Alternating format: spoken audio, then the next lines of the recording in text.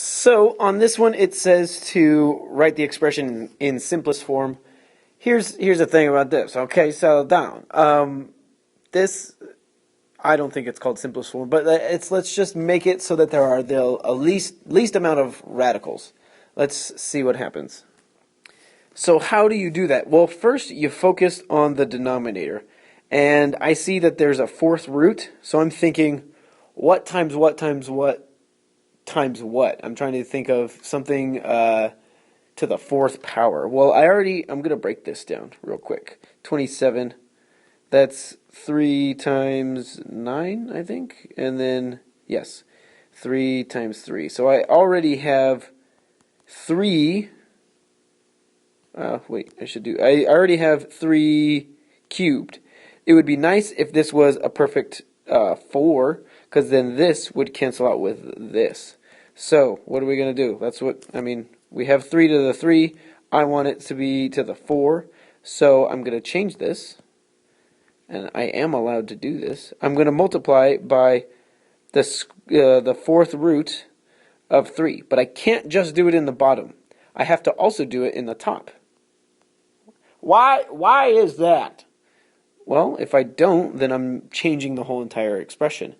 This is 1. The same thing divided by itself. That's 1. So I'm allowed to do that. Then what do I have? I have 4 times 3 underneath the fourth root, right? That's that one property. And then on the bottom, we already had this was 3 to the third, and then we're timesing by an extra 3, and that's like 3 to the 1. So that's what happens. This 27 changed to a 3 to the third.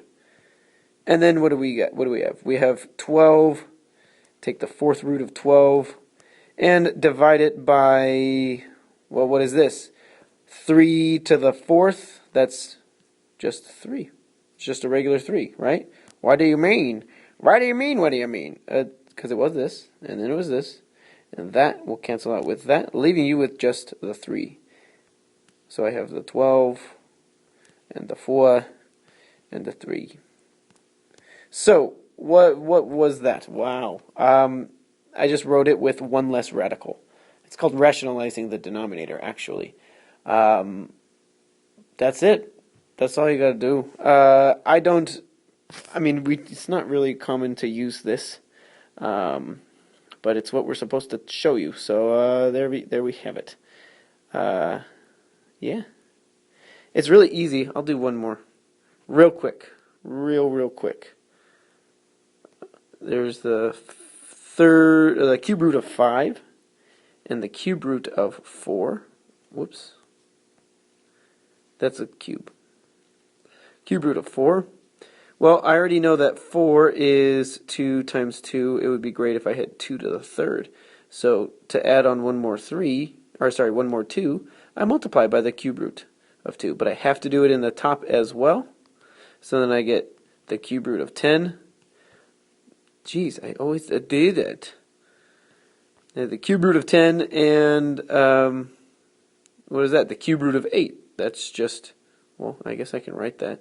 Cube root of 8, that reduces to regular 2. That was actually the problem that you had to do. There you go.